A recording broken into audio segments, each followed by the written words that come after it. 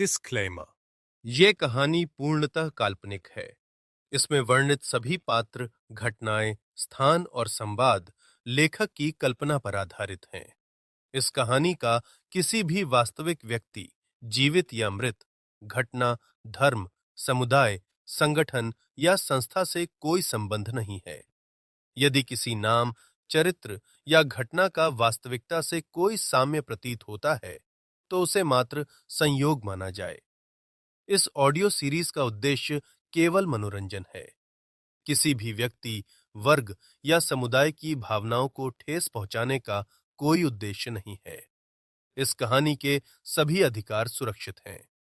लेखक की अनुमति के बिना इसकी सामग्री का किसी भी रूप में उपयोग, प्रतिलिपि या प्रसारण करना कानूनन अपराध है। आहान को अभी भी एक अजीब सी बेचैनी ने घेर रखा था, लेकिन उसने तुरंत ही अपने मन में चल रहे सभी नेगेटिव थॉट्स को अपने दिमाग से झटका और वापस से अपने काम में जुट गया। आहान के जहन में या फिर उसकी लाइफ में चाहे कितनी ही प्रॉब्लम्स क्यों ना हो, लेकिन वो अपने काम को लेकर काफी ज्यादा पैशनेट था और वो अपना सारा काम पूरी डेडिकेशन के साथ किया करता था। और अभी आहान बिल्कुल वही कर रहा था। वो सब कुछ इग्नोर करके पूरी डेडिकेशन के साथ अपना काम कंप्लीट कर रहा था। आहान को अपना काम खत्म करते करते रात के 10 बज चुके थे, क्योंकि कुछ ही दिनों में एक इम्पोर्टेंट प्रोजेक्ट के ऊपर किसी काफी बड़ी कंपनी के साथ मीटिंग होने वाली थी, इसलिए कंपनी में काम भी काफी ज्यादा बढ़ गया था। आहान ने अपना काम खत्म करते ही एक गहरी सांस ली और धीमे से बोला, finally everything is done now. Aahan अपनी जगह से उठा और अपने वर्क डेस्क पर बिखरी हुई सभी फाइल्स को समेटते हुए अपने हाथों में थामा और सीधा राघव के कैबिन की ओर बढ़ गया।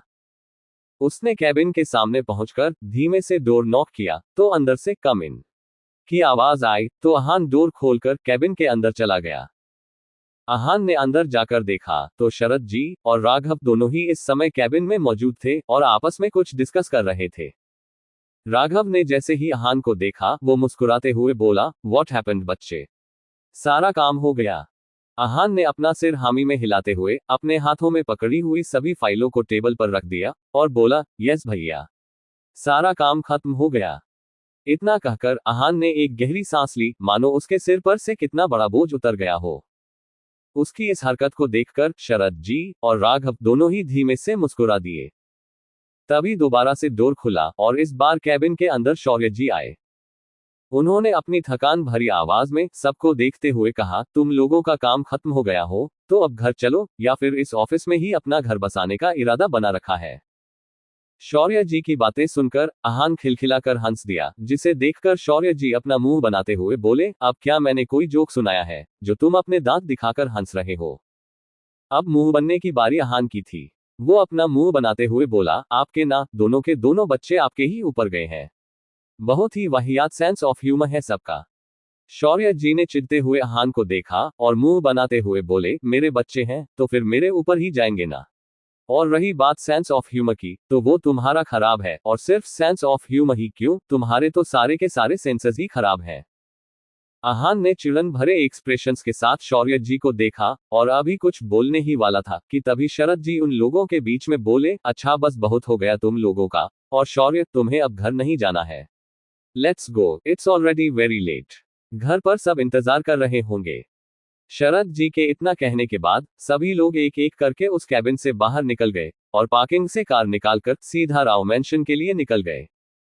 राव मैंशन में पहुंचने के बाद सुरभि जी ने सबको डिनर सर्व किया, जिसके बाद सभी लोग अपने अपने बेडरूम्स में चले गए। सभी लोग काफी ज्यादा थक चुके थे, इसलिए सबको बेड पर लेते ही नींद भी आ गई थी। जहां एक तरफ आहान सुकून भरी नींद सो रहा था, तो वहीं दूसरी तरफ अलीशा की आंखों से नींद इस वक्त कोसों दूर थी। अलीशा इस वक्त अपने रूम में बैठी हुई थी और उसके हाथों में एक शराब की बोतल थी और अपनी आंखों में जुनूनियत लिए हुए इंटेंसिटी के साथ अपने सामने की दीवार को एकटक देखे जा रही थी। अलीशा के सामने की दीवार पर आहान की ढेर सारी फोटोज लगी हुई थी, जिन्हें इस वक्त अलीशा पूरी शिद्दत के साथ एकटक देखे जा रही थी। अलीशा ने शराब की बोतल को अपने होठों से लगा लिया और चलते हुए सीधा आहान की सबसे बड़ी फोटो के पास चली गई, जिसने लगभग उस वॉल को आधे से ज्यादा कवर कर रखा था। उसने आहान की फोटो पर अपने हाथ फेरते हुए बेहद इंटेंस आवाज में कहा, क्यों इतना तड़पा रहे हो मुझे जान? यू नो ना जान that how much I love you, but still you are doing this to me. Where are you? कहाँ कहाँ नहीं ढूंढा तुम्हें, मगर तुम तो मुझे और भी ज्यादा तड़पाना चाहते हो, इसलिए कहीं मिल ही नहीं रहे हो। Please come back to me, मेरे पास वापस आ जाओ ना जान। प्रॉमिस, इस बार तुम्हारी सारी बातें मानूंगी। तुम जो भी मांगोगे तुम्हें वो सब कुछ लाकर दे दूंगी, but please come back my love. Alisha की आवाज में एक तड़प को साफ महसूस किया जा सकता था। उसकी आंखों में आहान को पा लेने की चाहत को भी साफ देखा जा सकता था। अलीशा की आंखें नशे की वजह से हल्की हल्की लाल हो चुकी थी, मगर उन आंखों में आहान के अक्स को साफ देखा जा सकता था। उसकी आंखों में एक दीवानगी थी, एक जुनूनियत थी, जो सिर्फ और सिर्फ आहान के लिए ही थी। अलीशा की आंखें अब नशे की वजह से भारी होने लगी थी। वो अपने लड़खड़ाते हुए कदमों के साथ धीरे धीरे अपने बेड के पास गई और लेट गई, और थोड़ी ही देर में गहरी नींद ने उसे अपने आगोश में भर लिया। अगली सुबह अलीशा इस समय अपने कैबिन में बैठी हुई थी और पूरी तरह से अपने काम में डूबी हुई थी। तभी कैबिन का डोर खुला और जय अंदर आया। अलीशा ने एक नजर जय को देखा और वापस से अपने काम में लग गई। जय ने जब देखा कि अलीशा उसके ऊपर बिल्कुल भी ध्यान नहीं दे रही है, तो उसने खुद ही उसका ध्यान खींचते हुए कहा, डॉल, तुम्हें वो प्रोजेक्ट याद है जिसके बारे में हमने कुछ दिन पहले कॉन्फ्रेंस हॉल में मीटिंग की थी? अलीशा ने अपना काम रोककर जय की तरफ देखा और अपना सिर हामी में हिलाते हुए बोली, हाँ भाई, याद है मुझे। What about that project? Is something wrong? जय ने अपना सिर ना में हिलाया और बोला, नो, नथिंग रॉन्ग डॉल। मैं ये कह रहा था कि हम उस प्रोजेक्ट के बारे में डिस्कस करने के लिए दूसरी कंपनी में जाने वाले हैं, ताकि हम लोग जल्द से जल्द उस कंपनी के साथ टाई अप करके इस प्रोजेक्ट को शुरू कर सकें। अलीशा ने अपना सिर हल्का सा हिलाते हुए कहा, इट्स गुड। अच्छी बात है कि आप उस प्रोजेक्ट को शुरू करने वाले हैं। आप पहले भी इस प्रोजेक्ट को लेकर ज्यादा एक्साइटेड थे, लेकिन आप ये सब मुझे क्यों बता रहे हैं?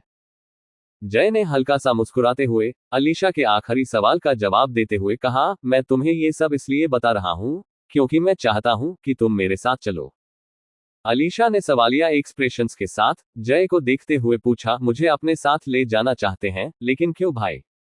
जय ने मुस्कुराते हुए अलीशा के सवाल का जवाब देते हुए कहा, तुम जानती हो ना कि इस प्रोजेक्ट के लिए हमें दूसरे शहर में जाना है। मैं तुम्हें अपने साथ ले जाना चाहता हूं ताकि तुम्हारा एटमॉस्फेयर थोड़ा चेंज हो सके। तुम काफी वक्त से कहीं भी बाहर नहीं गई हो, अगर तुम चलोगी तो तुम्हारा भी मूड फ्रेश हो जाएगा। और प्लीज, तुम इस बात के लिए मुझे बिल्कुल भी मना नहीं करने वाली हो। इसे अपने भाई का ऑर्डर ही समझ लो। अलीशा ने कुछ सोचा और फिर बोली, ठीक है भाई, अगर आप चाहते हैं कि मैं आपके साथ चलूं तो फिर मैं आपके साथ चलूंगी। कब चलना है? अलीशा का जवाब सुनकर जय के चेहरे पर एक चमक आ गई और वो मुस्कुराते हुए बोला, कल। हमें कल निकलना है। तुम कल रेडी रहना। अलीशा ने धीमे से अपना सिर हिलाकर ओह कहा, तो जय भी मुस्कुराते हुए कैबिन से बाहर निकल गया, जिसके बाद अलीशा वापस से अपने काम में लग गई। वहीं दूसरी तरफ आहान भी इस वक्त कुछ और एम्प्लॉय के साथ कॉन्फ्रेंस हॉल में बैठा हुआ था, जहां पर एक स्पेशल प्रोजेक्ट को लेकर मीटिंग चल रही थी और सबका ध्यान सामने चल रही प्रेजेंटेशन पर ही था। एक बार जब प्रेजेंटेशन खत्म हो गई तो राघव अपनी सीरियस आवाज में बोला, I hope that you all have understood everything very clearly.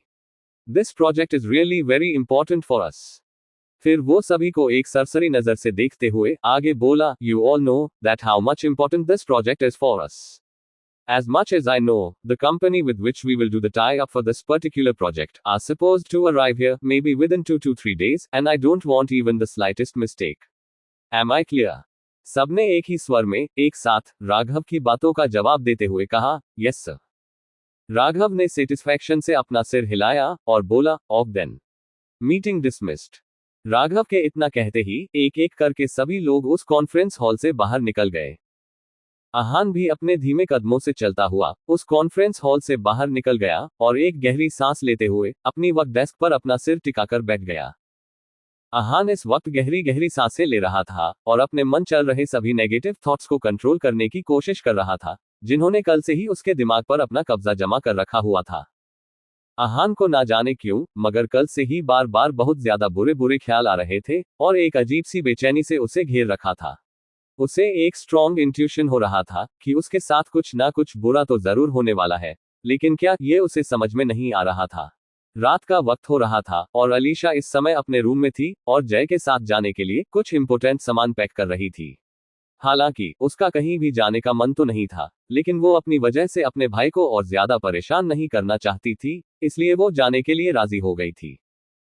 वो जानती थी कि जब से अहान यहाँ से गया था तब से ही उसकी फैमिली वाले उसके बिहेवियर की वजह से उसके लिए बहुत ज्यादा परेशान थे, इसलिए वो अब किसी को भी अपनी वजह से और ज्यादा परेशान नहीं करना चाहती थी। अलीशा ने अपनी पैकिंग करना खत्म किया और एक गहरी सांस लेते हुए बालकनी में चली गई। अलीशा जैसे ही बालकनी में पहुंची, उसने बालकनी की रेलिंग पर अपने दोनों हाथ टिका लिए और आसमान में अपनी चांदनी बिखेर रहे चांद को देखने लगी। अलीशा ने चांद के ऊपर अपनी नजरें टिकाए हुए अहान के बारे में सोचते हुए अपनी धीमी आवाज में कहा, तुम भी अक्सर बालकनी में आकर यूं ही चांद को देखा करते थे और कभी कभी उससे बातें भी किया करते थे। फ्लैशबैक। अहान इस समय अलीशा के रूम की बालकनी में खड़ा हुआ था और एकटक आसमान में अपनी रोशनी फैलाते हुए चांद को देख रहा था। अहान ने चांद को देखते हुए अपनी स्वीट सी आवाज में कंप्लेन करने के लहजे में कहा, महादेव जी, आपको पता है कि इस घर में कैसे कैसे लोग रहते हैं। एक हमारे प्यारे से ससुर जी, जिनका फेवरेट काम बस लोगों को धमकी देना है। एक वो हमारी वाइफ के प्यारे प्यारे बड़े भैया, जो बस सुबह शाम हमें अपनी बड़ी बड़ी आंखों से घूर घूर कर डराते रहते हैं। And just not to mention about the one and only बुआ जी, जिन्हें तो बस एक मौका ही चाहिए होता है हमें ताने मारने का। बुआ जी के हमारे सामने आने के बाद लिटरली हमें बिल्कुल ऐसी फीलिंग आती है जैसे हम स्टार प्लस के सीरियल की कोई बहू हो और वो हमारी सास, जिनसे हमने उनका बेटा और उनकी पूरी प्रॉपर्टी छीन ली हो। हे महादेव, अगर हम कुछ और दिन इन लोगों के साथ रहे ना तो हम पक्का पागल हो जाएंगे। वैसे I miss your mama and papa. It's been so long, हम लोग मिले भी नहीं हैं, बट यू नो ना that how much I love you all. Ahan अभी एकटक चांद को देखते हुए बातें किए ही जा रहा था, तभी किसी ने आकर उसे पीछे से हक कर लिया। अहान को पीछे पलटकर देखने की जरूरत नहीं थी, क्योंकि अलीशा के अलावा ऐसा करने की हिम्मत किसी के भी अंदर नहीं थी। अलीशा ने अहान के ऊपर अपनी पकड़ मजबूत करते हुए उसके कान के पास जाते हुए पूछा, तुम चांद से क्या बातें कर रहे हो? चांद तुम्हारी बातें थोड़ी सुन सकता है। और यहाँ तुम्हारे मम्मी पापा कहाँ हैं जो तुम उनसे बातें कर रहे हो? अलीशा की इस हरकत से अहान सिहर उठा, लेकिन फिर अपनी सांसों को कंट्रोल करते हुए बोला, चांद बातें सुनता है। चांद तो लोगों का सबसे बड़ा हमराज होता है और उनके साथ उनकी सभी खुशियों को, सभी तकलीफों को, सारे राजों को बांटता है। दादी कहती थी कि अगर हम अपने किसी स्पेशल समवन के बारे में सोचते हुए अपनी फीलिंग्स को चांद के सामने एक्सप्रेस करता है तो चांद उनकी फीलिंग्स को और उनके मैसेज को उनके स्पेशल समवन तक पहुंचा देता है, इसलिए वो हमारा मैसेज भी हमारे मम्मा पापा तक का पहुंचा देगा।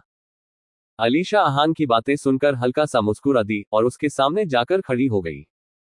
उसने अहान के चेहरे को अपने दोनों हाथों में थाम लिया और उसकी खूबसूरत नीली आंखों में देखते हुए पोसेसिव टोन में बोली, I want to be your only someone special जान। मैं नहीं चाहती कि तुम मेरे अलावा किसी और के बारे में बातें करो। आई लव यू जान। अहान ने कुछ देर तक का अलीशा की आंखों में देखा, जिसमें वो खुद के लिए पोसेसिवनेस साफ देख सकता था। उसने एक गहरी सांस लेते हुए कहा, I am sleepy, let's go. इतना कहकर दोनों ही वापस बेडरूम में आ गए और बेड पर लेटकर सो गए। इसी के साथ अलीशा अपनी पुरानी यादों से बाहर आ गई और उसके होठों पर एक मुस्कान छा गई।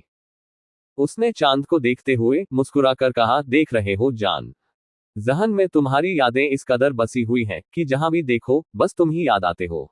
आज इस चांद में भी तुम्हारा अक्स नजर आ रहा है मुझे, मगर मेरी जान के आगे तो खुद इस चांद का भी सारा नूर फीका है। वेयर आर यू जान? और कितना तड़पाने का इरादा है मुझे। यू डोंट इवन नो कि तुम्हारे बिना इतना वक्त मैंने कैसे गुजारा है। तुम कहते थे ना कि ये चांद हमारे मैसेज, हमारे समवन स्पेशल तक पहुंचा देता है, सो आई होप कि ये चांद मेरा भी मैसेज तुम तक पहुंचा दे। That I miss you and love you so much जान, और मैं तुम्हें बहुत जल्द ढूंढ भी लूंगी और इस बार कोई भी तुम्हें मुझसे दूर नहीं कर पाएगा। अलीशा ने एक गहरी आह भरी और कुछ सोचते हुए बोली, डोंट वाई, बट मुझे बहुत स्ट्रॉन्ग फीलिंग आ रही है जान कि हम बहुत जल्द दोबारा मिलने वाले हैं। एंड ट्रस्ट मी जान, अगर मेरी ये फीलिंग सच साबित हुई तो फिर इस बार मैं तुम्हें खुद से दूर बिल्कुल भी नहीं जाने दूंगी, कभी भी नहीं। इतना कहते हुए अलीशा के होठों पर एक कॉम्प्लेक्स सी मुस्कान थी और उसके मन में क्या चल रहा था ये बता पाना काफी ज्यादा मुश्किल था। वहीं दूसरी तरफ अहान भी इस समय राव मैंशन में अपने रूम की बालकनी में खड़ा हुआ था और एक टक चांद को ही देखे जा रहा था। उसके चेहरे पर बेचैनी साफ देखी जा सकती थी और उसके दोनों हाथ बालकनी की रेलिंग पर कसे हुए थे। अहान ने बेचैनी से चांद को देखते हुए कहा, आई डोंट नो कि हमारे साथ क्या हो रहा है। ना जाने क्यों कुछ समय से इतनी ज्यादा बेचैनी महसूस हो रही है। बार बार ऐसा लग रहा है जैसे कुछ तो जरूर होने वाला है। ये बेचैनी बेवजह तो बिल्कुल भी नहीं है, इस बात का एहसास तो अब तक हमें हो चुका है, लेकिन इस बेचैनी की वजह क्या है, ये बात हमें अभी समझ में नहीं आ रही है। हे महादेव जी, प्लीज प्लीज इस बार हमारे साथ कुछ भी उल्टा सीधा मत कीजिएगा, बिकॉज अब हमारे अंदर इतनी हिम्मत नहीं है कि हम अब कुछ भी बर्दाश्त कर पाए।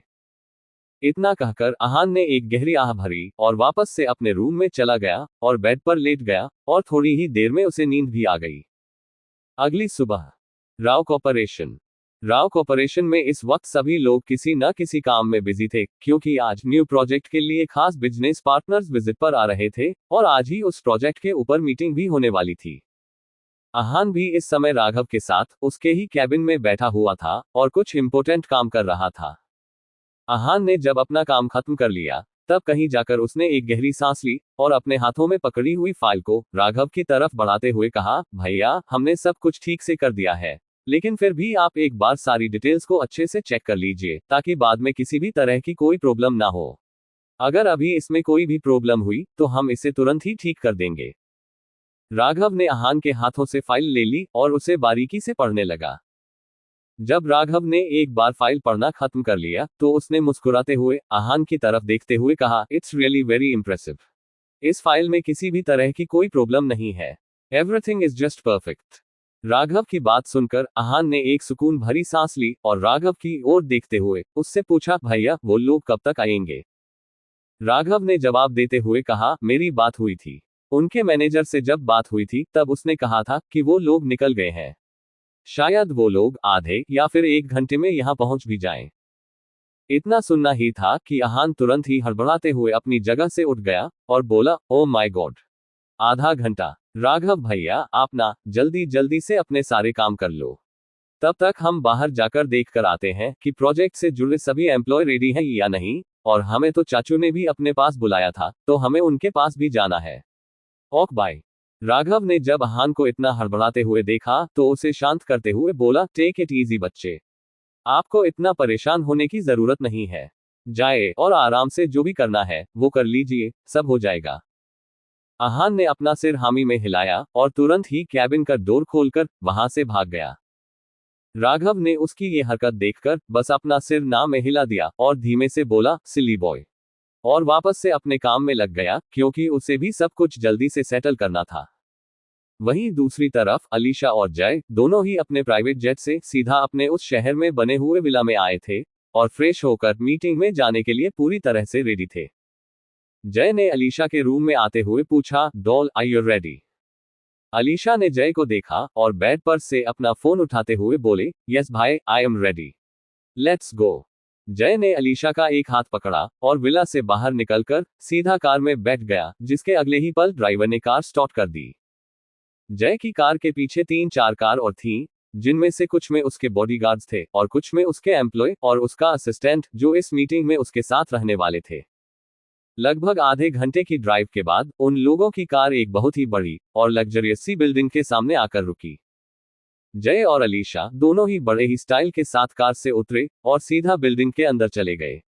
उनके पीछे पीछे उनके साथ आए हुए बाकी लोग भी चलने लगे और गार्ड्स ने जय और अलीशा को अगल बगल से घेर लिया। जैसे ही दोनों अंदर गए, अंदर खड़े हुए स्टाफ ने बड़े ही रेस्पेक्ट के साथ उन दोनों को ग्रीट किया और उनका वेलकम किया, लेकिन इस पूरे दौरान दोनों के ही चेहरों पर बिल्कुल ब्लैंक एक्सप्रेशंस थे। एक एम्प्लॉय उन लोगों को लेकर सीधा कॉन्फ्रेंस हॉल की तरफ ले गया। जैसे ही जय और अलीशा अपने बाकी लोगों के साथ हॉल में एंटर हुए, तभी उन्हें एक पोलाइट आवाज अपने कानों में सुनाई दी, welcome mister and miss Malhotra, उम्मीद है आपको यहां आने में किसी तरह की कोई प्रॉब्लम नहीं हुई होगी। जय ने सामने देखा तो हल्का सा सिर हिलाते हुए बोला, know everything was so good mister Raghav Rao, let's start the meeting. वहीं अहान, जो अभी कॉन्फ्रेंस हॉल के अंदर जाने ही वाला था, अचानक से ही उसके दिल की धड़कन बढ़ गई और उसे एक अजीब सी बेचैनी ने घेर लिया, जिससे उसने तुरंत ही अपने कदमों को रोक लिया। अहान हड़बड़ाते हुए कॉन्फ्रेंस हॉल की तरफ जा रहा था और साथ में बड़बड़ा भी रहा था, ओ गॉड, वो लोग अब तक कॉन्फ्रेंस हॉल में पहुंच भी चुके होंगे और हमें लेट भी हो गई यार। अहान अभी कॉन्फ्रेंस हॉल के दरवाजे तक पहुंचा ही था और डोर खोलने के लिए उसने अपने हाथ ऊपर ही उठाए थे कि तभी अचानक से उसके दिल की धड़कन तेज हो गई और एक अजीब सी बेचैनी ने उसे घेर लिया। उसके कदम अपनी जगह पर ही जम गए और उसका हाथ जिससे उसने डोर खोलने के लिए उठाया था वो भी अपनी जगह पर ही रुक गए। आहान की सांसें भारी होने लगी और उसके हाथ हल्के हल्के कांपने लगे। आहान ने गहरी सांसें लेते हुए खुद को कंट्रोल किया और खुद से बोला, इतना अजीब सा क्यों महसूस हो रहा है हमें? What the hell is going wrong with me? आहान ने अपने सभी ख्यालों को झटका और कॉन्फ्रेंस हॉल का डोर खोलकर अंदर जाने को ही हुआ, तभी उसके हाथ में पकड़ा हुआ उसका फोन रिंग करने लगा। आहान ने जल्दी से एक बार फिर से अपने हाथ पीछे खींच लिए और अपने फोन की तरफ देखा, जिसकी स्क्रीन पर ऋषिका का नाम फ्लैश हो रहा था। आहान ने जल्दी से सबसे पहले अपना फोन साइलेंट किया और दूसरी तरफ जाकर अपना फोन रिसीव करके बोला, हेलो। दूसरी तरफ से ऋषिका की आवाज आई, आहान भाई जल्दी से मेरे कॉलेज आ जाओ। आहान ने हैरानी से पूछा, क्या कॉलेज? वो भी अभी? लेकिन क्यों ईशी? ऋषिका ने थोड़ा चिढ़ते हुए कहा, अरे भाई आप इतने सवाल क्यों पूछते हो? पहले बस जल्दी से आ जाओ, फिर बात करते हैं। इससे पहले कि आहान आगे कुछ कह पाता, दूसरी तरफ से ऋषिका ने कॉल कट कर दी और आहान बस हेलो हेलो ही बोलता रह गया। आहान ने अजीब सा मुंह बनाते हुए अपने फोन की स्क्रीन को घूर कर देखा और ऋषिका की एक्टिंग करते हुए बोला, आप इतने सवाल क्यों पूछते हो? पहले बस जल्दी से आ जाओ। फिर उसने एक गहरी सांस लेते हुए कहा, अब बुलाया है तो जाना तो पड़ेगा ही, और अगर ईशी के पास जाएंगे तो कॉन्फ्रेंस हॉल में नहीं जा पाएंगे। एक काम करते हैं, राघव भैया को मैसेज कर देते हैं और चले जाते हैं। आहान ने अगले ही पल अपने फोन में व्हाट्सएप ओपन करके राघव को एक मैसेज ड्रॉप कर दिया और ऑफिस से बाहर निकल गया। उधर कॉन्फ्रेंस हॉल के अंदर बैठी हुई अलीशा को भी इस समय एक अजीब सी बेचैनी का एहसास हो रहा था और उसका ध्यान कहीं पर भी नहीं लग पा रहा था। उसे एक अनजाना सा एहसास हो रहा था जिसे वो समझ नहीं पा रही थी और अपने हाथों को आपस में बार बार रब करते हुए खुद को कंट्रोल करने की कोशिश करने लगी। अलीशा ने मन ही मन सोचते हुए कहा, ऐसा क्यों लग रहा है जान कि तुम मेरे कहीं आसपास ही हो? ऐसा महसूस हो रहा है जैसे कि तुम मेरे बेहद करीब हो जान। ये सिर्फ एक एहसास है या फिर तुम सच में कहीं मेरे आसपास ही हो जान? अलीशा को ना जाने क्यों मगर बार बार आहान के खुद के बेहद आसपास होने का एहसास हो रहा था। दोनों ही अब तक एक दूसरे एक सामने नहीं आए थे, मगर एक दूसरे की मौजूदगी का एहसास तो दोनों को ही हो चुका था, मगर इस वक्त दोनों ही अपने एहसासों से पूरी तरह से अनजान थे। कॉन्फ्रेंस हॉल में प्रोजेक्ट से जुड़े हुए सभी लोग बैठे हुए थे और प्रेजेंटेशन पूरी होने के बाद सभी लोग प्रोजेक्ट के ऊपर ही डिस्कस कर रहे थे, लेकिन पूरे दौरान अलीशा का दिमाग सिर्फ और सिर्फ आहान में ही अटका हुआ था। लगभग 1.5 घंटे के लंबे डिस्कशन के बाद फाइनली वो मीटिंग खत्म हो गई और एक एक करके सभी लोग उस कॉन्फ्रेंस हॉल से बाहर निकल गए। इस वक्त उस कॉन्फ्रेंस हॉल में सिर्फ राघव, उसका असिस्टेंट किशन, जय, उसका असिस्टेंट चिराग और अलीशा ही मौजूद थे। राघव ने जब देखा कि अलीशा अब भी कहीं खोई हुई है तो उसने अपनी जेंटल टोन में पूछा, what happened Miss Malhotra? Are you alright? Alisha ने जब राघव की बात सुनी तब कहीं जाकर वो अपने ख्यालों से बाहर आई और राघव की बात का जवाब देते हुए बोली, yes Mister Rao, I am totally fine, just a little bit tired from the journey. I just think that I need some rest. Raghav ने धीमे से मुस्कुराते हुए अपना सिर हामी में हिला दिया और जय की तरफ देखते हुए बोला, मिस्टर मल्होत्रा, अगर आपको प्रोजेक्ट में किसी भी तरह की प्रॉब्लम हो तो आप डायरेक्टली मुझे कॉल कर सकते हैं, और अगर इस शहर में भी आपको किसी चीज की जरूरत हो तो आप बेझिझक मुझे इन्फॉर्म कर सकते हैं। जय ने सार्केस्टिकली स्माइल करते हुए कहा, मिस्टर राव, आपको सीरियसली लगता है कि जय मल्होत्रा को किसी की हेल्प की जरूरत पड़ेगी? हम जिस शहर में कदम रख दें वो पूरा शहर ही हमारे हिसाब से चलने लगता है। हालांकि जय की बातें काफी ज्यादा इंसल्टिंग थीं, लेकिन राघव ने उसकी किसी भी बात को माइंड नहीं किया क्योंकि वो जय का बिहेवियर अच्छे से जानता था और जय से कुछ भी कहना अफोर्ड भी नहीं कर सकता था, इसलिए उसने खामोश रहना ही सही समझा और एक फीकी सी मुस्कान पास कर दी। जय ने राघव के किसी भी एक्सप्रेशन पर कोई ध्यान नहीं दिया और थोड़ी क्यूरोसिटी से बोला, बाय द वे, वो प्रेजेंटेशन वाकई में काफी ज्यादा अच्छी थी। किसने बनाई थी वो प्रेजेंटेशन? जय की बात सुनते ही राघव के चेहरे पर एक चमक आ गई और वो प्राउड से बोला, ये प्रेजेंटेशन मेरे छोटे भाई ने बनाई थी mister Malhotra. He is really very talented and genius. जय ने अपना सिर हिलाते हुए कहा, I have seen it already. He is actually very talented and genius. But why wasn't he present here today? Raghav ने शालीनता से जवाब देते हुए कहा, वो एक्चुअली हमारी लिटिल सिस्टर को कुछ प्रॉब्लम हो गई थी, इसलिए उसे सडनली उसके कॉलेज जाना पड़ा, जिसकी वजह से वो आज यहाँ पर प्रेजेंट नहीं हो पाया। जय ने धीमे से अपना सिर हिलाया और बोला, इट्स ओके, लेकिन अगर मौका मिला तो मैं उससे मिलना जरूर चाहूंगा। ये कहते हुए जय की आवाज में प्रशंसा के भाव साफ महसूस किए जा सकते थे, जिसे महसूस करते हुए राघव भी मुस्कुरा दिया और बोला, जी बिल्कुल, आप जरूर उससे मिल लीजिएगा। जय ने अपना सिर हिलाया और अपनी जगह से उठते हुए बोला, off then we will leave now. इतना कहकर जय अलीशा और चिराग के साथ वहां से बाहर निकल गया। राघव ने भी बकायदा उन लोगों को बाहर तक छोड़ा और एक गहरी सांस लेते हुए वापस अपने कैबिन में चला गया। वहीं दूसरी तरफ आहान जब ऋषिका के कॉलेज पहुंचा तो उसे देखते ही ऋषिका बिल्कुल किसी बेताल की तरह उसके कंधे पर लटक गई। आहान ने उसके हाथ पर मारते हुए चिड़न भरी आवाज में बोला, क्या कर रही हो ईशी? उतर हमारे ऊपर से। ऋषिका आहान से 2 कदम दूर होकर खड़ी हो गई और मासूम सी शक्ल बनाकर आहान को देखने लगी, तो आहान ने एक गहरी सांस लेते हुए पूछा, अब क्या कांड कर दिया तुमने? सच सच बताना। ऋषिका ने बड़ी ही मासूमियत के साथ कहा, मैंने कुछ भी नहीं किया। वो रैना मेरे साथ बदतमीजी कर रही थी, तो मेरा भी दिमाग खराब हो गया और मैंने बस उसे उसके गालों पर 2 जड़ दिए और अब वो कंप्लेन करने जा रही है। अगर उसने कंप्लेन कर दी तो बड़ी प्रॉब्लम हो जाएगी। आहान, जो अब तक अपनी आंखें फाड़े हुए ऋषिका को देख रहा था, वो हैरानी से बोला, तुमने उसे मारा? लेकिन इसमें हम क्या कर सकते हैं? ऋषिका ने अपनी टिमटिमाती हुई आंखों से आहान को देखते हुए कहा, आप तो मेरे सबसे प्यारे वाले भाई हो ना, तो आप जाकर उससे बात कर लो और प्लीज किसी भी तरह से उसे कंप्लेन ना करने के लिए मना लो। प्लीज भाई, मना मत करना। Please please please. आहान ने अपना मुंह बना लिया और चिड़न भरी आवाज में बोला, ठीक है, चुप हो जा तूफान मेल। कौन सी लड़की है, ले चलो हमें उसके पास। बात करके देखते हैं, लेकिन आगे की गारंटी हम नहीं ले सकते हैं। ऋषिका ने जल्दी जल्दी अपना सिर हामी में हिलाते हुए कहा, ठीक है, बात करके तो देखो, इतना ही काफी होगा। इतना कहते हुए ऋषिका लगभग आहान को खींचते हुए अपने साथ ले जाने लगी। ऋषिका आहान को खींचते हुए एक लड़की के पास गई, जिसके दोनों गालों पर थप्पड़ के निशान साफ देखे जा सकते थे। ऋषिका को देखते ही रैना उसके ऊपर झपटने ही वाली थी कि आहान ने उसे बीच में ही रोक लिया। रैना ने खुन्नस भरी नजरों से आहान को देखा और कुछ बोलने को हुई, लेकिन जैसे ही उसकी नजरें आहान की नीली आंखों से मिली, वो इसमें पूरी तरह से खो गई और दीवानों की तरह एक तक आहान को ही देखने लगी। हालांकि आहान ने इस वक्त अपने चेहरे पर मास्क पहन रखा था, जिससे उसका लोअर फेस कवर था, लेकिन वो मास्क उसकी खूबसूरती को बिल्कुल भी छुपा नहीं पा रहा था।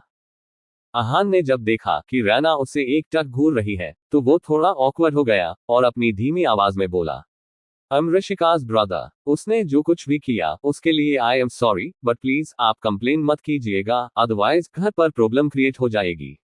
आई एश्योर यू कि आइंदा से ऐसा कभी नहीं होगा। रैना तो पहले ही आहान के पीछे पूरी तरह से पागल हो चुकी थी और जैसे ही उसने आहान की आवाज सुनी, उसकी धड़कनें शोर करने लगी और उसने तुरंत ही बार बार अपना सिर हामी में हिला दिया। आहान को उसका बिहेवियर बहुत अजीब लगा, लेकिन उसने फिर भी शांति से कहा, थैंक यू सो मच। ओह, तो अब हम लोग चलते हैं। इतना कहकर आहान वहां पर एक और पल भी नहीं रुका और ऋषिका का हाथ पकड़कर उसे खींचते हुए अपने साथ ले गया और उसे कार में बैठाकर खुद ड्राइविंग सीट पर बैठ गया और कार को राव मेंशन के रास्ते पर स्पीड से दौड़ा दिया। आहान और ऋषिका कार में बैठे हुए बातें कर रहे थे और मजाक करते हुए हंसे भी जा रहे थे, तभी ट्रैफिक सिग्नल रेड हो गया और आहान ने कार रोक दी। आहान और ऋषिका अभी भी एक दूसरे से बातें ही किए जा रहे थे, तभी ठीक उसकी कार के बगल में आकर एक कार रुकी। आहान को अचानक से एक अजीब सा एहसास होने लगा और वो एक पल के लिए बिल्कुल चुप सा हो गया। ऋषिका ने जब आहान को चुप देखा तो उसे हिलाते हुए सवालिया नजरों से देखने लगी। आहान ने ना में अपना सिर हिला दिया और वो लोग वापस से बातें करने लगे। वहीं दूसरी तरफ ठीक बगल वाली कार में इस समय जय और अलीशा थे और अलीशा को भी अचानक से एक अजीब सी बेचैनी ने घेर लिया था। वो अपनी नजरें घुमाते हुए इधर उधर देखने लगी और एक पल के लिए उसकी नजरें अपने बगल वाली कार में बैठे हुए आहान के ऊपर चली गईं, लेकिन कार के शीशे की वजह से वो सही से आहान को देख नहीं पा रही थी और ऊपर से आहान की पीठ इस वक्त उसके सामने थी। अलीशा और आहान दोनों ही अजीब से एहसासों से घिरे हुए थे, मगर क्यों, इस बात से अब भी अनजान थे। अलीशा अपने अंदर चल रही अजीब सी बेचैनी को महसूस करते हुए इधर उधर देखने लगती है और उसकी नजरें एक पल के लिए अपने ठीक बगल में खड़ी हुई कार में बैठे हुए आहान के ऊपर ठहर गई, जिसकी पीठ इस समय उसकी तरफ थी। आहान की पीठ उसकी तरफ होने की वजह से अलीशा उसका चेहरा नहीं देख पा रही थी, लेकिन उसके मन में ना जाने क्यों मगर उसका चेहरा देखने की एक ख्वाहिश पैदा हो चुकी थी। अलीशा कार से नीचे उतरने ही वाली थी कि तभी जय ने उससे पूछा, व्हाट हैपेंड डॉल? क्या सोच रही हो? यह सुनकर अलीशा जय की तरफ पलट जाती है और अपना सिर नामे हिलाते हुए कहती है, कुछ नहीं भाई, एवरीथिंग इज फाइन। ठीक इसी वक्त अहान भी पलटकर अलीशा की कार की तरफ देखता है, लेकिन उसे भी अलीशा का चेहरा नहीं नजर आ रहा था। अलीशा का चेहरा इस समय जय की तरफ था, जिसकी वजह से ना तो जय का और ना अलीशा का चेहरा नजर आ रहा था। अहान को भी एक अजीब सा एहसास हो रहा था और उसके मन में भी अलीशा का चेहरा देखने की क्यूरोसिटी जाग चुकी थी और अलीशा का चेहरा देखने की कोशिश कर रहा था, मगर वो चाहकर भी अलीशा का चेहरा देख नहीं पा रहा था। अहान अभी अलीशा का चेहरा देखने की कोशिश कर ही रहा था, तभी सिग्नल ग्रीन हो गया और कार हॉर्न देते हुए चलने लगी। अहान को भी ना चाहते हुए अपनी कार को आगे बढ़ाना पड़ा और अलीशा की कार भी वहां से आगे बढ़ गई, जिससे अलीशा भी अहान का चेहरा नहीं देख पाए। LTE जोड़। दोनों के ही रास्ते अलग हो चुके थे, मगर एक बेचैनी ने अभी भी उन दोनों के ही दिलों में घर कर रखा था, जिसकी वजह के बारे में वो दोनों ही कहीं ना कहीं जानकर भी अनजान थे। थोड़ी ही देर बाद अहान ने अपनी कार को सीधा राव मैंशन की पार्किंग में लाकर रोका, जिसके बाद ऋषिका और अहान दोनों ही कार से नीचे उतरकर सीधा राव मैंशन के अंदर चले गए। अहान और ऋषिका जब मैंशन के अंदर आए, तब शरद जी और राघव को छोड़कर घर के सभी लोग अभी हॉल में ही मौजूद थे और एक दूसरे से किसी टॉपिक पर बातें कर रहे थे। जब ऋषभ ने उन दोनों को साथ में आते हुए देखा तो हैरानी से पूछा, अरे तुम दोनों एक साथ कहां से आ रहे हो? अहान, बच्चे तुम तो ऑफिस गए थे और ये छोटी चुड़ैल तो कॉलेज गई थी ना। ऋषिका जब ऋषभ के मुंह से खुद के लिए छोटी चुड़ैल सुनती है तो ऋषभ के पास जाकर उसके बाल पकड़कर खींचते हुए कहती है, आपने मुझे फिर से छोटी चुड़ैल कहा। आप हो, आप एक नरभक्षी पिशाच हो, एक गधे हो, एक उल्लू हो, समझे आप? ऋषभ ने अपने बालों को ऋषिका से छुड़वाने की कोशिश करते हुए कहा, अरे ओ छोटी चुड़ैल, छोड़ो मेरे बालों को, मुझे गंजा करने का इरादा है क्या? ऋषिका ने चिढ़ते हुए ऋषभ के बालों को और जोर से खींचते हुए कहा, हाँ, सारे बाल उखाड़कर आपको गंजा कर दूंगी, अगर एक और बार मुझे छोटी चुड़ैल कहा तो। ऋषभ और ऋषिका का झगड़ा देखकर अहान अपना सिर ना में हिला देता है और सीधा जाकर जयंती जी के बगल में बैठ गया और अपना सिर उनके कंधे पर टिका दिया, तो जयंती जी मुस्कुराते हुए प्यार से उसका सिर सहलाने लगी। जब ऋषभ और ऋषिका झगड़ते हुए थक गए तो दोनों वही सोफे पर एक दूसरे से चिपक कर लेट गए और लंबी लंबी सांसें लेने लगे। शौर्य जी, जिनके सिर में सुबह थोड़ा दर्द था, जिसकी वजह से वो आज ऑफिस नहीं गए थे, वो अपने दोनों नालायक बच्चों को देखकर अपना सिर ना में हिला देते हैं। अहान शौर्य जी को देखते हुए सॉफ्ट टोन में पूछता है, चाचू अब आपका सिर दर्द कैसा है? आप ठीक हैं अब? शौर्य जी ऋषभ और ऋषिका से अपनी नजरें हटाकर अहान की तरफ देखते हैं और प्यार भरी आवाज में बोलते हैं, हाँ बच्चे, अब हम बिल्कुल ठीक हैं और सिर दर्द भी ठीक हो गया है। लेकिन तुम मुझे ये बताओ कि तुम तो ऑफिस गए थे ना, तो फिर इस ईशी की बच्ची के साथ क्या कर रहे हो? अहान ने हल्का सा मुस्कुराते हुए कहा, वो एक्चुअली हम ईशी के कॉलेज गए थे चाचू, इसलिए उसके साथ ही घर वापस आ गए। जयंती जी ने प्यार से अहान का सिर सहलाते हुए ही मुस्कुराकर उससे पूछा, आज इस नालायक लड़की ने ऐसा क्या कर दिया था कॉलेज में जो तुम्हें वहां पर जाना पड़ा? अहान इससे पहले कुछ कह पाता, ऋषिका ने चिड़न भरी आवाज में कहा, दादी जी क्या मतलब है आपका कि मैं रोज रोज कॉलेज में कोई ना कोई कांड ही करती रहती हूँ? और तो और आप और पापा दोनों ही मुझे नालायक भी बोल रहे हैं। इतना कहकर ऋषिका ने बिल्कुल किसी मासूम बच्चे जैसा मुंह बना लिया। ऋषिका का ऐसा बच्चों जैसा मुंह देखकर सभी लोग ठहाका मारकर हंस पड़े और शौर्य जी हंसते हुए ही बोले, जब तुम दोनों नालायक हो तो तुम्हें नालायक ही कहूंगा ना। जरा अहान को देखो, कितना प्यारा और शांत सा बच्चा है, और तुम दोनों को देखकर तो बिल्कुल ऐसा लगता है मानो जैसे सीधा चिड़ियाघर से भागकर ही यहाँ पर आए हो। अब सच सच बताओ कि अहान को अपने कॉलेज क्यों बुलाया था तुमने?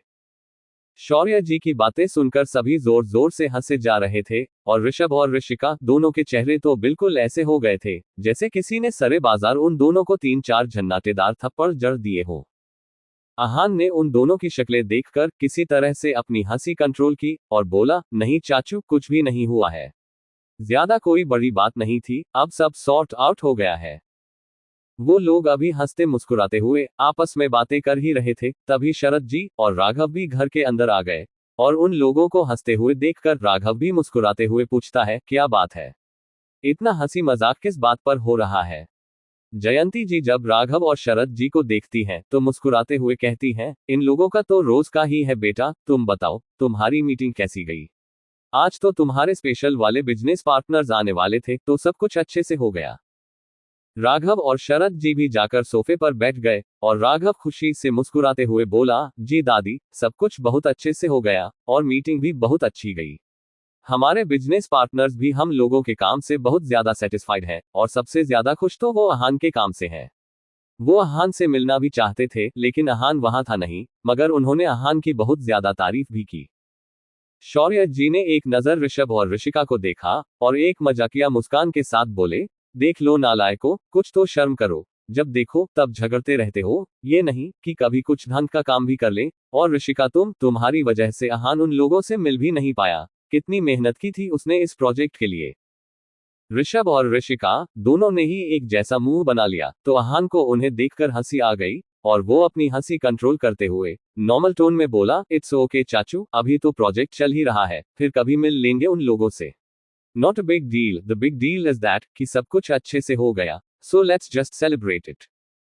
सुरभि जी अहान की बात सुनकर मुस्कुराते हुए कहती हैं, सही कह रहा है अहान, उन लोगों से मिलना तो कभी भी हो ही जाएगा, कौन सा वो लोग अभी यहाँ से जा रहे हैं।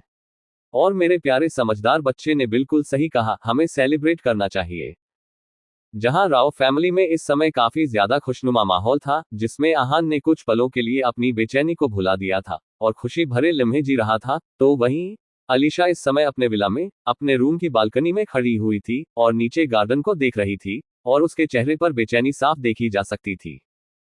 बेंगलोर में मौसम हमेशा खुशनुमा ही रहा करता था और अभी भी हल्की हल्की हवाएं बह रही थीं, जिससे अलीशा के बाल हवा में लहरा रहे थे। वो इस समय किसी गहरी सोच में डूबी हुई थी और उसकी नजरें नीचे गार्डन में लगे हुए फ्लावर्स पर टिकी हुई थी। वो एक गहरी सांस लेते हुए बोली, बार बार ऐसा क्यों लग रहा है जान कि तुम मेरे आसपास हो, मेरे बहुत ज्यादा पास। जब से मैं इस शहर में आई हूं तब से बार बार तुम्हारी करीब का एहसास हो रहा है मुझे जान। बार बार इस बेचैनी का होने, ये अजीब से अनजाने से एहसास बार बार मुझे इस बात का एहसास दिला रहे हैं कि तुम मेरे बहुत ही करीब मौजूद हो, मेरे बहुत ज्यादा करीब हो, बस मैं तुम्हें देख नहीं पा रही हूँ।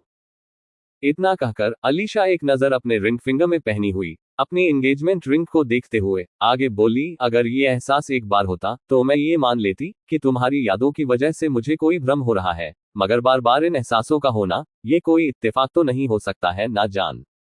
हो ना हो, तुम हो तो इसी शहर में और अब जब तुम यहाँ पर हो ही जान तो मैं अब तुम्हें ढूंढ भी लूंगी।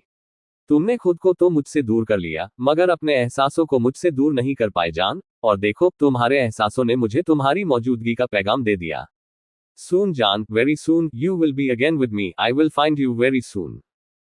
ये कहते हुए अलीशा के होठों पर एक दिलकश सी मुस्कान छा गई और उसने अपना फोन निकालकर अपने सबसे खास आदमी को कॉल करके कहा, तुम मुझे आज के आज बेंगलोर में चाहिए हो। कॉल कट करने के बाद अलीशा मुस्कुराने लगती है और गाना गाते हुए वापस रूम में चली जाती है, तुम्हें अपना बनाने की कसम खाए है, खाए है। जैसा कि अलीशा ने फोन पर कहा था, ठीक उसके कहे मुताबिक ही उसका खास आदमी निखिल रात तक का बेंगलोर पहुंच चुका था और इस समय अलीशा के विला में बने हुए उसके बेडरूम में ठीक उसी के सामने खड़ा हुआ था। अलीशा ने मुस्कुराते हुए अपने सामने खड़े हुए निखिल को देखा और उससे बोली, it's good to see you here Nikhil. तुम्हें एक बार फिर से मेरे लिए एक बहुत इंपॉर्टेंट काम करना है। निखिल ने अपना सिर झुकाते हुए अपनी डिटर्मिनेशन से भरी हुई आवाज में बोला, मैडम आप बस ऑर्डर दीजिए, आप जो भी करने को कहेंगी मैं उस काम को पूरा करने के लिए कुछ भी करूंगा। अलीशा ने अपना सिर हल्का सा हिलाकर मुस्कुराते हुए कहा, good, this is exactly what I had expected from you. तुम अहान को तो जानते ही हो ना, माय हस्बैंड अहान। निखिल ने असमंजस के साथ अपना सिर हामी में हिला दिया तो अलीशा मुस्कुराते हुए आगे बोली, गुड, तो फिर तुम्हें ये भी पता होगा कि पिछले 3 महीनों से अहान मेरे साथ नहीं है और हम उसे ढूंढ भी नहीं पा रहे हैं। निखिल एक बार फिर से नासमझी से अपना सिर हामी में हिला देता है तो अलीशा मुस्कुराते हुए अपनी बात को जारी रखते हुए कहती है, good, very good to see that you know everything. Now listen what you have to do. तुम्हें अहान को ढूंढना है। मुझे पूरा यकीन है कि अहान यहीं कहीं इसी शहर में है और तुम्हें उसे जल्द से जल्द ढूंढकर मेरे पास लाना है और मुझे पूरी उम्मीद है कि तुम ये काम जरूर कर लोगे। निखिल ने कुछ सोचते हुए हल्की हैरानी के साथ पूछा, मैडम आप श्योर हैं कि अहान सर बेंगलोर में ही है? अलीशा ने पूरे कॉन्फिडेंस के साथ कहा, yes, I am damn sure कि वो बेंगलो में ही है। निखिल ने जब अलीशा की आवाज में इतने ज्यादा कॉन्फिडेंस को महसूस किया तो वो अपना सिर हिलाते हुए बोला, ओक मैडम, अगर अहान सर इसी शहर में हैं तो मैं पक्का जितनी जल्दी हो सकेगा उतनी जल्दी उन्हें ढूंढकर आपके सामने ले आऊंगा। अलीशा अपना सिर हिलाते हुए कहती है, that will be good for you. Now go and start your work. Nikhil अपना सिर हामी में हिलाता है और अपना सिर झुकाते हुए वहां से बाहर निकल जाता है।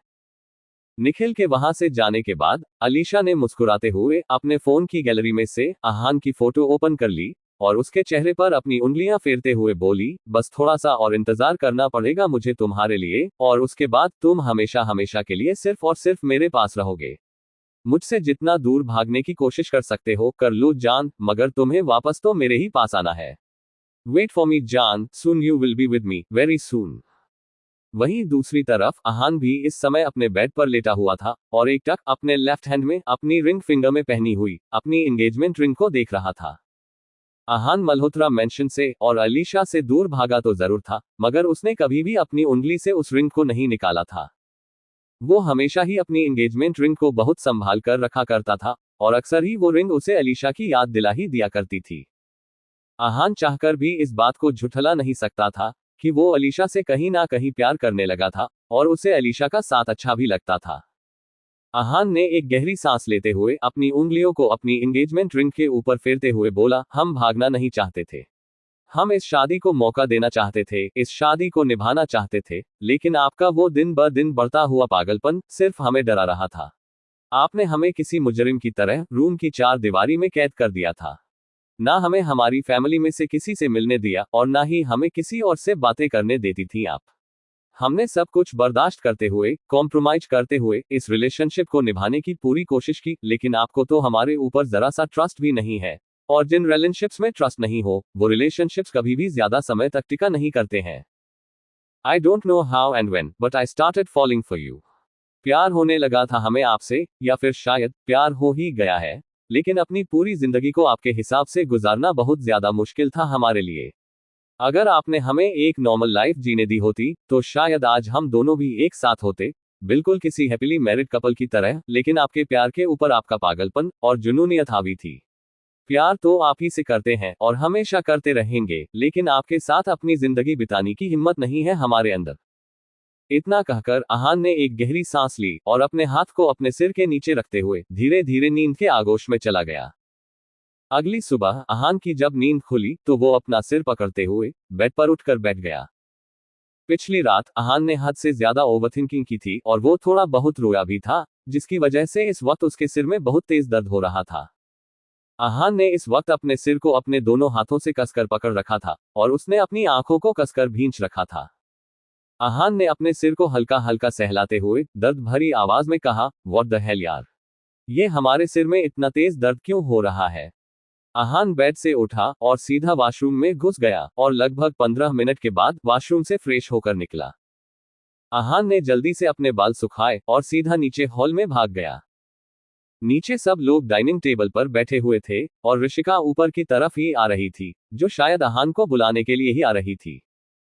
ऋषिका ने जब अहान को नीचे आते हुए देखा तो उसका हाथ पकड़कर उसे नीचे ले जाते हुए बोली, मैं आपको ही बुलाने आ रही थी, आज आपको उठने में लेट हो गई, ये सब छोड़ो और चलकर ब्रेकफास्ट कर लो।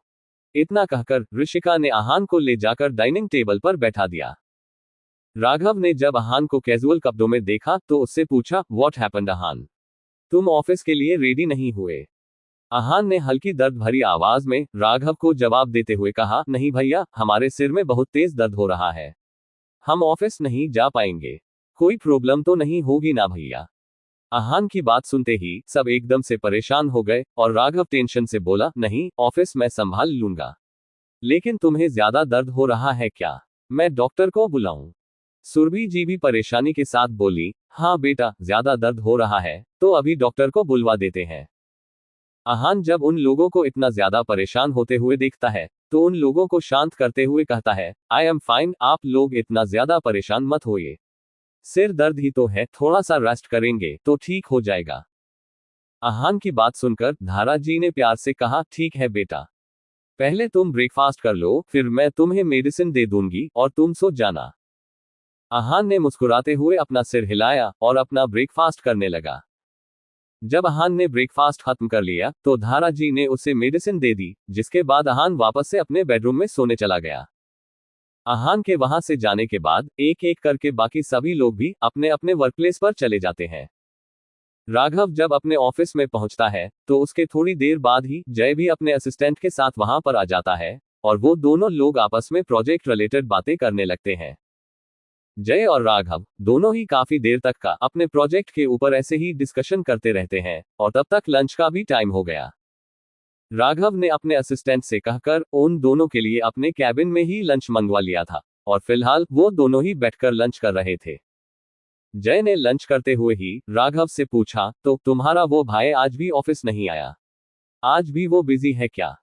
हालांकि जय ने ये बात काफी ज्यादा सीरियस लहजे में कही थी, लेकिन राघव को जय की बातों में छिपा हुआ उसका टोन साफ समझ में आ गया था। लेकिन राघव ने फिर भी इसके ऊपर ज्यादा कोई भी रिएक्ट नहीं किया और एक छोटी सी फेक स्माइल के साथ बोला, नहीं, आज वो बिजी नहीं था। आज दरअसल उसकी थोड़ी सी तबीयत खराब है, इसलिए वो ऑफिस नहीं आ पाया। जय ने धीमे से अपना सिर हामी में हिला दिया और बोला, अच्छा, जब तुम्हारा भाई ठीक हो जाए और दोबारा ऑफिस आए तो मुझे उससे एक बार जरूर मिलवाना। मैं एक बार उससे मिलना चाहता हूँ। राघव ने अपना सिर हामी में हिलाते हुए जय की बातों का जवाब देते हुए कहा, जी बिल्कुल मिस्टर मल्होत्रा, मेरा भाई भी आपसे मिलने के लिए बहुत ज्यादा एक्साइटेड था। जैसे ही वो ऑफिस आएगा मैं उसे आपसे मिलवा दूंगा। इसके बाद कैबिन में शांति छा गई और दोनों में से किसी ने भी आगे कुछ नहीं कहा। वहीं दूसरी तरफ निखिल ने बिल्कुल अलीशा के ऑर्डर के मुताबिक ही सुबह से ही अपने सभी आदमियों को आहान को ढूंढने के काम पर लगा दिया था और खुद भी आहान के बारे में इंफॉर्मेशन खंगालने में जुट गया था। निखिल ने हर एक इम्पोर्टेंट जगहों पर आहान के बारे में जानने के लिए अपनी छानबीन शुरू कर दी थी और वो पूरे डिटर्मिनेशन के साथ अपनी मैडम के दिए हुए ऑर्डर्स को फॉलो करने के लिए आहान के जल्द से जल्द ढूंढने की हर एक मुमकिन कोशिश कर रहा था। आज के लिए बस इतना ही। इस कहानी में आगे क्या होगा, ये जानने के लिए सुनिए इस कहानी का अगला पार्ट। अगर आपको ये कहानी पसंद आ रही है तो इस वीडियो को लाइक करें, कहानी से जुड़े रहने के लिए चैनल को सब्सक्राइब करें और कमेंट्स में अपनी राय जरूर बताएं। मिलते हैं कहानी के अगले पार्ट में। तब तक के लिए बाय और टेक केयर।